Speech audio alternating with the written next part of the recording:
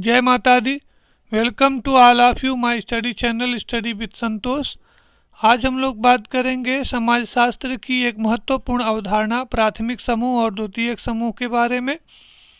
आज का topic BA समाजशास्त्र के साथ साथ समाजशास्त्र विषय से पीजीटी, यूजीसी नेट और असिस्टेंट प्रोफेसर की तैयारी कर रहे परीक्षार्थियों के लिए भी विशेष रूप से उपयोगी होगा।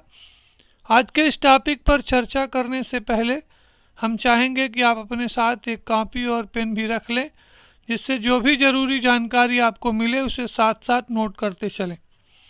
तो आइए हम लोग शुरू करते हैं और जानते हैं कि प्राथमिक समूह और द्वितीयक समूह की अवधारणा क्या है। आज के इस वीडियो में हम सबसे पहले प्राथमिक समूह के बारे में विचार करते हैं, चर्चा करते हैं। द्वितीयक समूह के बारे में अगले वीडियो में चर्चा की जाएगी।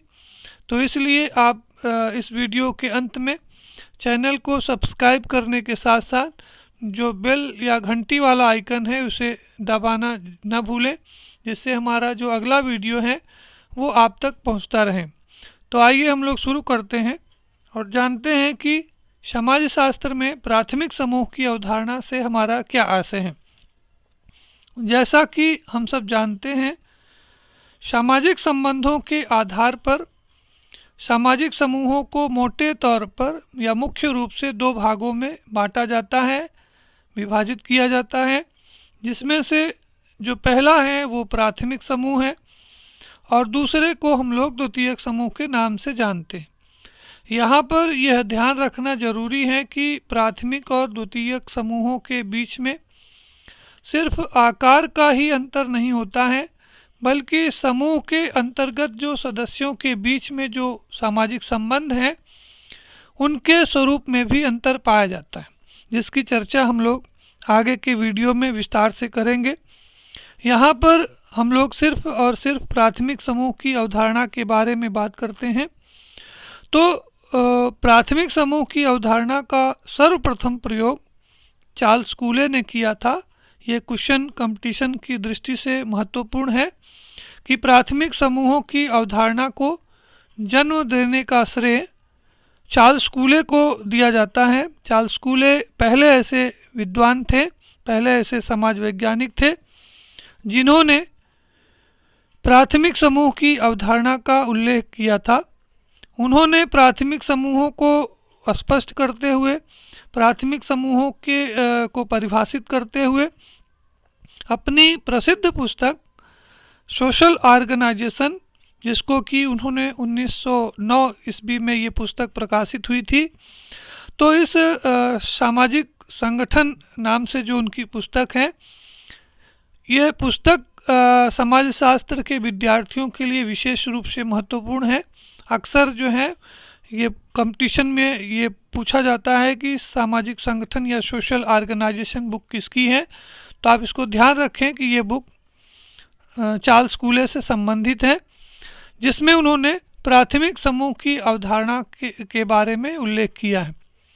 प्राथमिक समूहों को स्पष्ट करते हुए, प्राथमिक समूहों को परिभाषित करते हुए C.H. कूले ने लिखा है कि प्राथमिक समूहों से मेरा तात्पर्य ऐसे समूहों से है जिनमें आमने सामने के प्रत्यक्ष एवं घनिष्ठ संबंध पाए जाते हैं। यानी चार्ल्स कूले के शब्दों में ऐसे सामाजिक समूह जिनमें कि आमने सामने के प्रत्यक्ष और घनिष्ठ संबंध पाए जाते हैं, ऐसे समूहों को उन्होंने प्राथमिक समूह के रूप में संबोधित किया है, उन्हें प्राथमिक समूह कहा है। प्राथमिक समूह का ये जो विचार है, प्राथमिक समूह की जो ये अवधारणा है, ये चार्ल्स कूले का वास्तव में समाजशास्त्र के क्षेत्र में संभवतः सबसे महत्वपूर्ण योगदान माना जाता है और इस योगदान के लिए वे आज विश्व में प्रसिद्ध हैं। प्राथमिक समूह की अवधारणा के बारे में अपनी पुस्तक सोशल ऑर्गेनाइजेशन में अपने विचार को व्यक्त करते हुए उन्होंने कहा है कि मानव व्यक्तित्व के विकास में कुछ ऐसे समूह होते हैं जिनकी महत्वपूर्ण या प्राथमिक भूमिका होती है और इसी कारण से इन्हें प्राथमिक समूह कहा जाता है या प्राथमिक समूह के रूप में माना जाता है। यानी चार्ल्स कूले ने जो ये प्राथमिक समूह की अवधारणा को विकसित किया है, इस अवधारणा को विकसित करने के पीछे उनका मुख्य उद्देश्य यह प्रदर्शित करना था, यह बताना था कि मानव के व्यक्तित्व के विकास में कुछ ऐसे भी समूह होते हैं, कुछ ऐसे भी ग्रुप्स होते हैं जिनकी की महत्वपूर्ण या विशेष भूमिका होती, और इन्हीं विशेष भूमिका के कारण, इन्हीं महत्वपूर्ण भूमिकाओं के कारण ही इन्हें प्राथमिक समूह कहा जा सकता है। चार्ल्स कूले ने परिवार, पड़ोस और क्रीड़ा समूह को प्राथमिक समूह माना है। यानी चार्ल्स कूले ने, ये भी सवाल कंपटीशन में पूछा जाता है कि चार्ल्स कूले के अनुसार प्राथमिक समूह के उदाहरण कौन कौन से हैं, यानी चार्ल्स कूले ने कौन से सामाजिक समूह को प्राथमिक समूह के रूप में परिभाषित किया है। तो आप इसको नोट कर लें कि कूले ने परिवार, पड़ोस और क्रीड़ा समूह यानी प्ले ग्रुप को प्राथमिक समूह का एक उदाहरण माना है, एक अच्छा उदाहरण बताया है, क्योंकि उनका ये मानना है कि प्राथमिक समूह की जो सबसे महत्वपूर्ण विशेषता होती है वो होती है वी फीलिंग, या जो जिसको बोलते हैं वयम भावना। ये जो भावना है वो प्राथमिक समूह का निर्माण करने वाले जो सदस्य हैं उनको आपस में मजबूती से एक सूत्र में बांध करके रखती हैं। इस कारण से चार्ल्स कूले ने परिवार, पड़ोस और क्रीड़ा समूह को प्राथमिक समूह के रूप में संबोधित किया है। हालांकि अपनी परिभाषा में चार्ल्स कूले ने ये जो आमने सामने का संबंध शब्द का उल्लेख किया है, ये जो शब्द है आमने सामने का जो संबंध है, ये समाजशास्त्रियों के बीच में काफ़ी विवाद का भी विषय बन गया है।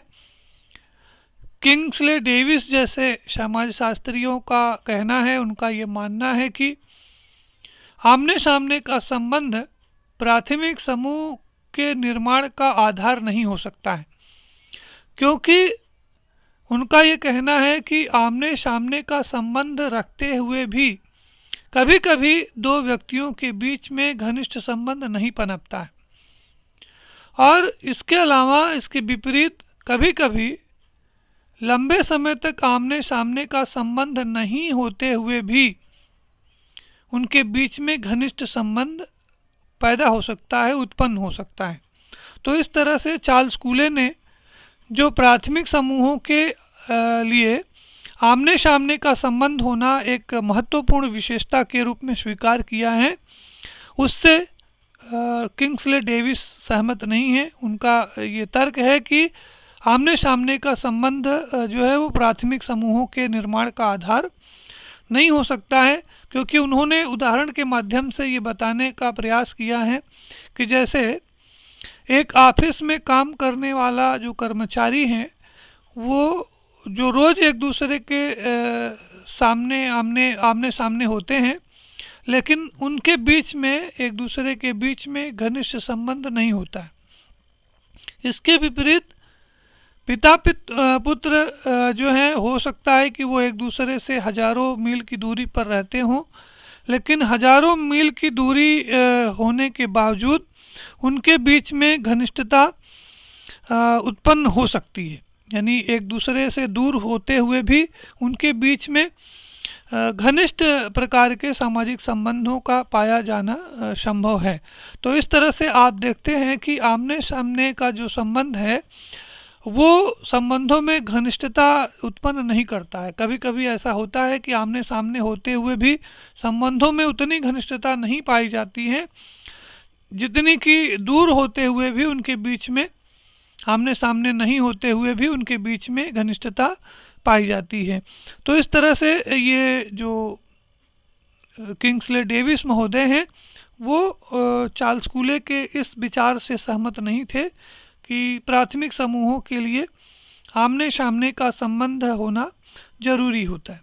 एक और उदाहरण के माध्यम से इसे आप समझ सकते हैं कि जैसे सेना का एक जो सिपाही है वो अपने अफसर के जब सामने पड़ता है तो उससे उसको वो सल्यूट करता है, उसके सामने झुकता है, उसको सलाम करता है।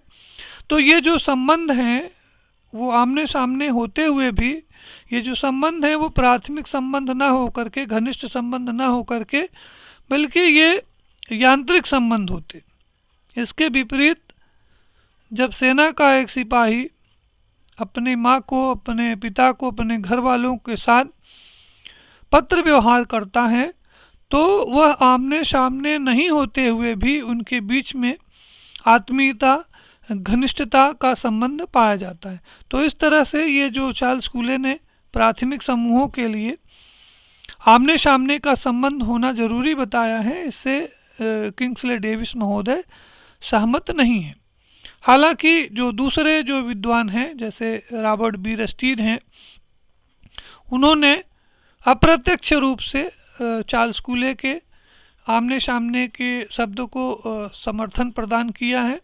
उनका ये कहना है कि कूले के द्वारा ये जो आमने सामने का शब्द, आमने सामने का जो शब्द प्रयोग किया गया है, इसका हम इसको शाब्दिक रूप में इसको नहीं लेना चाहिए, बल्कि इसको हम प्रतीकात्मक रूप में लेना चाहिए, क्योंकि इस शब्द के माध्यम से चार्ल्स कूले मात्र संबंधों की घनिष्ठता का बोध कराना चाहते थे।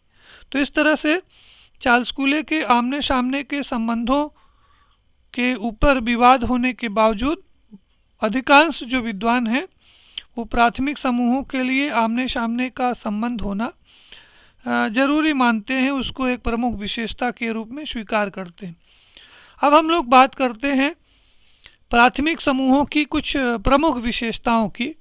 इन विशेषताओं के माध्यम से हम प्राथमिक समूहों को जान सकते हैं, पहचान सकते हैं। हालांकि आपको यहाँ यह ध्यान रखना जरूरी है कि चार्ल्स कूले ने केवल आमने सामने के संबंधों के आधार पर ही प्राथमिक समूहों को परिभाषित किया है। आमने सामने के संबंधों पर ही उन्होंने विशेष बल दिया है, विशेष जोर दिया है। किंतु किंग्सले डेविस ने प्राथमिक समूहों की कुछ भौतिक और कुछ आंतरिक विशेषताओं का उल्लेख किया है। इन विशेषताओं के माध्यम से आप प्राथमिक समूहों की प्रकृति को, प्राथमिक समूहों की विशेषताओं को आसानी से समझ सकते हैं। जैसे कि आप देख रहे हैं स्क्रीन पर, आपको दिख रहा होगा कि चार्ल्स कूले ने जो प्राथमिक समूहों की जो भौतिक विशेषताएं बताई हैं, यानी जो उनकी प्राथमिक समूहों के निर्माण के लिए जो 3 महत्वपूर्ण दशाएं हैं उनका उल्लेख किया है, जिसमें से पहला है लघु आकार, दूसरा है आमने सामने का संबंध और तीसरा है संबंधों की अवधि। तो पहला जो विशेषता है, पहली जो विशेषता उन्होंने बताई है किंग्सले डेविस महोदय ने, वो है लघु आकार। यानी जो प्राथमिक समूह है उनका जो आकार होता है वो स्मॉलर साइज के होते हैं। यानी प्राथमिक समूह तुलनात्मक दृष्टि से काफ़ी बड़े नहीं होते हैं, बल्कि वो अपेक्षाकृत एक छोटा समूह होते हैं। हालांकि यह कहना मुश्किल है कि प्राथमिक समूह में अधिक से अधिक कितने सदस्य पाए जाते हैं, लेकिन यह सच है, यह निश्चित है कि प्राथमिक समूहों में अधिक सदस्य नहीं हो सकते, क्योंकि आकार के छोटे होने के कारण ही, सीमित आकार होने के कारण ही सदस्यों के बीच में परस्पर अंतःक्रिया संभव होती है, और जिसके कारण से ही उनके संबंधों में घनिष्ठता या आत्मीयता या जो है वो हम की भावना का विकास होता है, जन्म होता है। दूसरी विशेषता बताई है उन्होंने आमने सामने का संबंध होना, जिसकी चर्चा मैंने आपको पहले की थी कि चार्ल्स कूले ने आमने सामने के संबंध को, फेस टू फेस रिलेशनशिप को प्राथमिक समूहों के निर्माण का एक महत्वपूर्ण आधार माना है। प्राथमिक समूह के सदस्यों के बीच भौतिक या मानसिक समीपता पाई जाती है। कहने का अर्थ यह है कि सभी सदस्य, प्राथमिक समूह के अंतर्गत रहने वाले सभी सदस्य अपने बीच अनुभवों या विचार का सहजता से आदान प्रदान करते हैं। यहाँ पर आपको ये ध्यान रखना है कि आमने सामने का तात्पर्य यह नहीं है कि प्रतिदिन वे एक दूसरे से मिलते रहते हैं या आमने सामने रहते हैं। प्राथमिक समूहों का आमने सामने का मतलब ये होता है कि वे समूहों में रहकर जो सदस्य हैं वो एक दूसरे को आत्मीय आधार पर एक दूसरे की सामाजिक जीवन की बुनियादी बातों के बारे में वो जानकारी रखते हैं। तो इस तरह से जो प्राथमिक समूह के जो सदस्य हैं उनके बीच में आमने सामने का संबंध या शारीरिक समीपता के कारण ही निकट के उनके बीच में संबंधों में निकटता या घनिष्ठता का विकास होता है।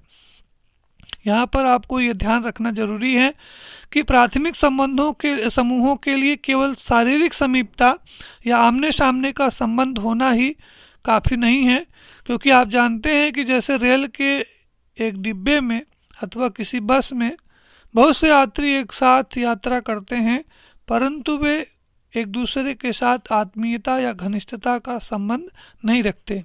इसी तरह से आप देखते होंगे कि एक मेले में ढेर सारे लोगों के बीच में शारीरिक निकटता पाई जाती है, लेकिन उनके बीच में आत्मीयता और घनिष्ठता का विकास नहीं हो पाता है।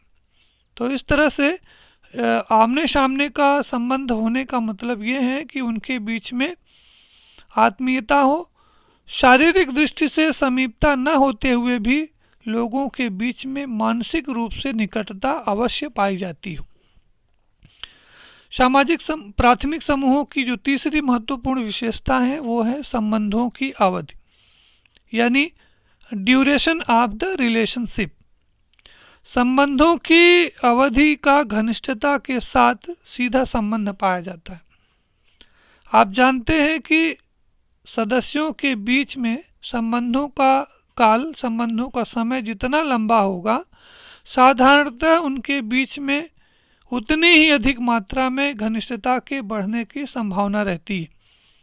तो ऐसे में प्राथमिक समूहों में संबंधों में जो घनिष्ठता पाई जाती है वो संबंधों में घनिष्ठता की स्थापना के लिए यह आवश्यक होता है कि समूह का निर्माण करने वाले सभी सदस्य एक दूसरे के प्रति विश्वास और आत्मीयता के भाव उत्पन्न किए हों। आत्मीयता के भाव होना जरूरी है, क्योंकि जो प्राथमिक समूह का जो आकार होता है वो काफ़ी छोटा होता है। इस कारण से जो समूह के जो सदस्य हैं वो एक दूसरे से प्रत्यक्ष रूप से परिचित होते हैं, उनके बीच में आमने सामने का संबंध होता है और सामान्यतः वो जो है उस समूह में लंबे समय तक निवास करते हैं। तो संबंधों की अवधि लंबी होने के कारण ही उनके बीच में स्वाभाविक रूप से घनिष्ठता, आत्मीयता या लगाव जैसी भावनाओं का विकास हो पाता है। तो इस तरह से लघु आकार, आमने सामने का संबंध और संबंधों की अवधि दीर्घकालिक होना, ये प्राथमिक समूहों के निर्माण के लिए 3 आवश्यक दशाएं हैं। इसके अतिरिक्त प्राथमिक समूहों की कुछ और आंतरिक विशेषताएं हैं, जिनमें से पहला आपने लिखा है उद्देश्यों की समानता, दूसरा है तुलनात्मक स्थिरता, इसके बाद है स्वतः विकसित और संबंध स्वयं साध्य है, और इसके बाद आपने लिखा है संबंध वैयक्तिक होते हैं। इन पे हम लोग अलग अलग चर्चा करते हैं। जैसे पहला लिखा है इसमें आंतरिक विशेषताओं के अंतर्गत उद्देश्यों की समानता। तो एक प्राथमिक समूह में सदस्यों की इच्छाएं तथा जो भावनाएं होती हैं वो प्रायः समान होती हैं। इसी कारण से वे एक साथ रहते हुए समान उद्देश्यों की प्राप्ति करने का प्रयत्न करते हैं या उसे एक ही दृष्टि से देखते हैं। तो कहने का आशय यह है कि प्राथमिक समूह के अंतर्गत जो सदस्य होते हैं वो एक दूसरे के हित को, एक दूसरे के उद्देश्य को अपना उद्देश्य माना लेते हैं। तो इस प्रकार से प्रत्येक जो समूह है, प्रत्येक जो व्यक्ति है वो दूसरे के हित में कार्य करता है। यहाँ दूसरे का जो हित है वो उसका हित बन जाता है। तो इस तरह से इस प्राथमिक समूहों के अंतर्गत उद्देश्यों की समानता होती है। इसके बाद अगली विशेषता आती है तुलनात्मक स्थिरता। तुलनात्मक स्थिरता का मतलब ये हुआ कि स्थिरता के अभाव में घनिष्ठता की कल्पना नहीं की जा सकती। किंग्सले डेविस का कहना है कि प्राथमिक समूहों में, सामाजिक समूहों में जितनी अधिक स्थिरता होगी, सदस्यों के संबंधों में उतनी ही घनिष्ठता भी होगी। अगली विशेषता है इसका स्वतः विकसित। स्वतः विकसित का मतलब ये हुआ कि प्राथमिक समूहों का जन्म स्वतः होता है, अर्थात यह जानबूझकर के या कुछ लक्ष्यों को सामने रखकर प्राथमिक समूहों को निर्माण नहीं किया जाता है। दो चार व्यक्ति जब आपस में मिलते हैं, उनके बीच में लंबे समय तक संबंध निर्मित रहते हैं और उनमें घनिष्ठता काफ़ी बढ़ जाती है, तो प्राथमिक समूह का स्वरूप स्वाभाविक रूप से तैयार हो जाता है। इसके बाद आपने अगली विशेषता लिखी है इसकी, संबंध स्वयं साध्य होते हैं। Relationship is an and in itself. कहने का आशय यह है कि प्राथमिक समूह में सदस्य किसी स्वार्थ अथवा किसी विशेष उद्देश्य की पूर्ति के साधन के रूप में नहीं होते हैं। यहाँ संबंध स्वयं ही अपने आप में साध्य या लक्ष्य होते हैं। प्राथमिक समूहों में इतनी घनिष्ठता पाई जाती है कि ऐसे समूहों में रहने वाले जो लोग हैं, जो व्यक्ति हैं, वो एक दूसरे के बिना रहना उनके लिए कठिन होता है। क्योंकि आप जानते हैं कि प्राथमिक समूह का आकार बहुत छोटा होता है, इस कारण से उनके बीच में जो सामाजिक संबंध हैं वो विशेष रूप से महत्वपूर्ण होते हैं।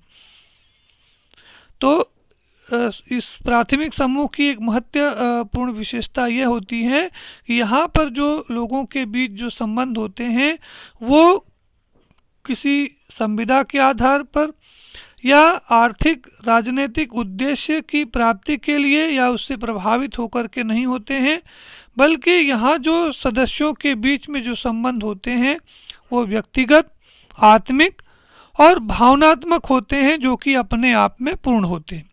इसकी अगली विशेषता लिखी है आंतरिक विशेषता के अंतर्गत कि संबंध वैयक्तिक होते हैं। संबंध वैयक्तिक से आशय ये हुआ कि प्राथमिक समूहों में पाए जाने वाले जो संबंध होते हैं वो व्यक्तिगत प्रकार के होते हैं। कहने का आशय यह है कि समूह में प्रत्येक व्यक्ति की अन्य व्यक्तियों के रूप में रुचि होती है, विशेष उनका संबंध होता है, जैसे माता पिता का बच्चों में, भाई बहन का भाई बहन में, मित्रों का मित्रों के बीच में।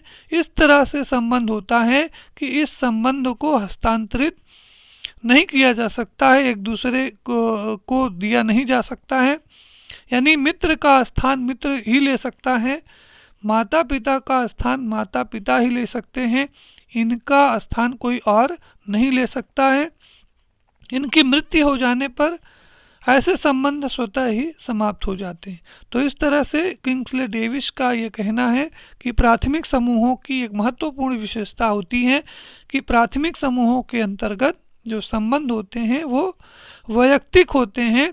यह एक के स्थान पर दूसरे का ऐसे संबंधों को, इन संबंधों को एक के स्थान पर दूसरे का प्रतिस्थापन नहीं किया जा सकता है। अब हम लोग बात करते हैं प्राथमिक समूहों की अन्य विशेषताओं की। तो इसमें 3 विशेषताएं बताई गई हैं, जिनमें सामाजिक नियंत्रण की शक्ति, सामाजिकरण का साधन और सर्वव्यापकता, ये 3 विशेषताएं हैं। जिसमें पहला आपने लिखा है सामाजिक नियंत्रण की शक्ति। तो हम जानते हैं कि जो प्राथमिक समूह होते हैं वो संबंधों की पूर्णता एवं घनिष्ठता के कारण साधारणतया ऐसा माना जाता है कि जो व्यक्ति का जो व्यक्तित्व है वो प्राथमिक समूह में विलीन हो जाता है।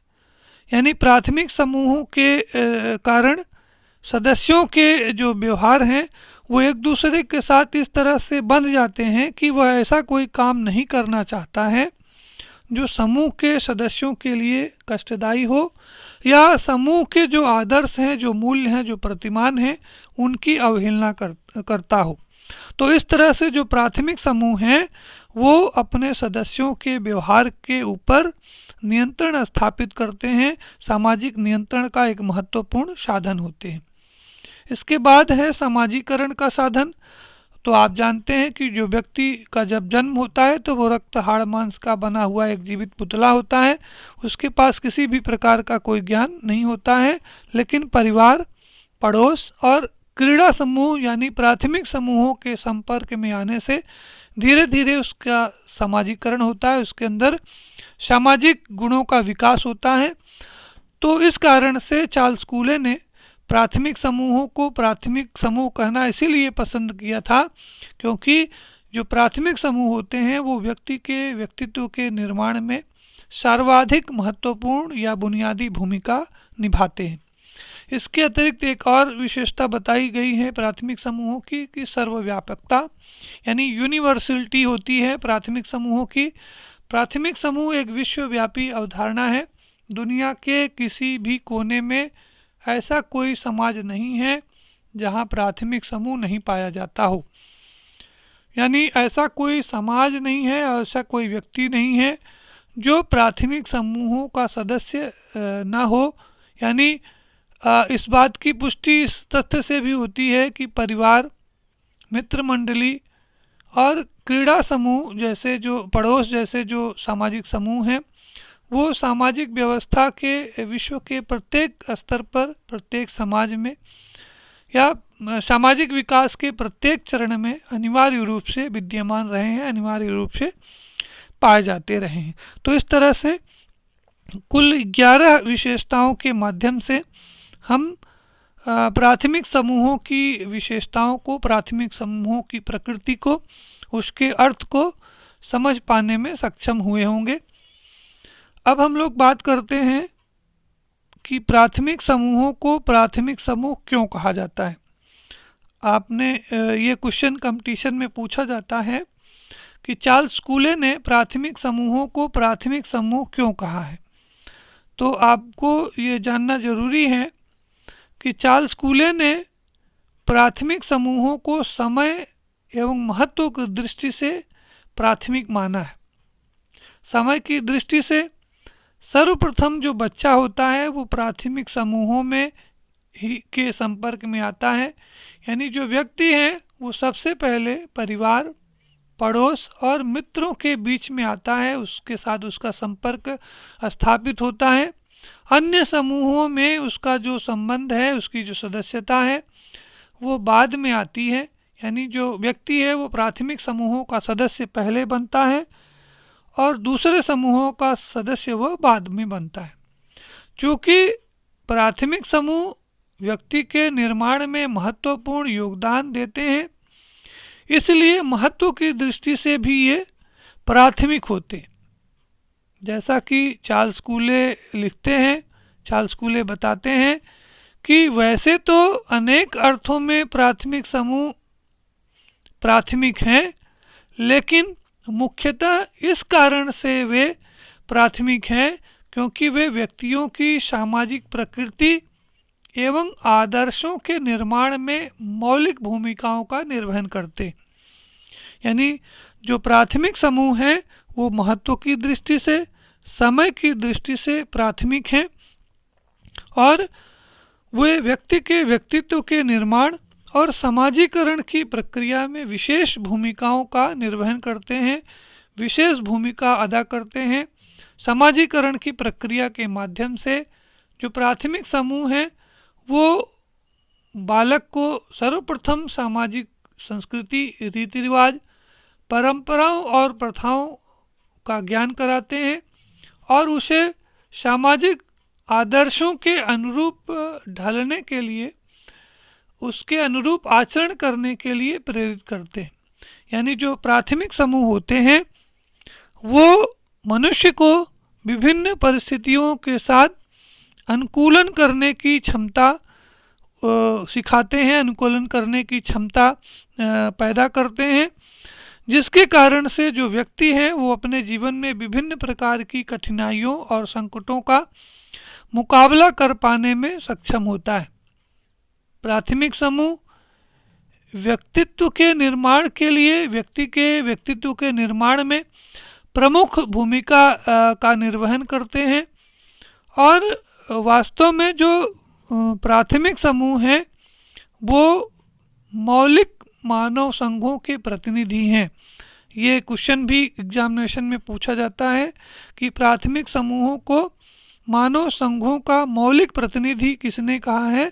तो इसको आप नोट कर लें कि किम्बाल यंग ने, उनका ये मत है, उनका ये विचार है कि प्राथमिक समूह मौलिक मानव संघों के प्रतिनिधि होते हैं, क्योंकि उनका ये कहना है, ये वास्तविकता भी है, कि प्राथमिक समूह उतने ही प्राचीन होते हैं जितना कि मानव जीवन है। तो इस तरह से हम कह सकते हैं कि प्राथमिक समूह समय, महत्व, समाजीकरण, व्यक्तित्व निर्माण और सामाजिक नियंत्रण के साथ साथ मौलिक और प्राचीनता आदि कारणों के कारण ये प्राथमिक होते हैं। तो इस तरह से ये प्राथमिक समूहों को इन विशेषताओं के कारण, इन गुणों के कारण ही चार्ल्स कूले ने इन्हें प्राथमिक समूह के रूप में संबोधित किया है। तो आज की चर्चा बस यहीं समाप्त होती है। अगले वीडियो में हम आपसे द्वितीयक समूहों के बारे में चर्चा करेंगे। तो आज बस इतना ही। अंत में आपसे हम इतना कहना चाहेंगे कि आप हमारे चैनल को अगर अभी तक सब्सक्राइब नहीं किए हैं तो सब्सक्राइब कर लें और अपने मित्रों के बीच में इसे शेयर करें। साथ में जो बेल आइकन है उसको ज़रूर टच करें, जिससे जो हमारा जो अगला वीडियो है वो आप तक पहुंचता रहे।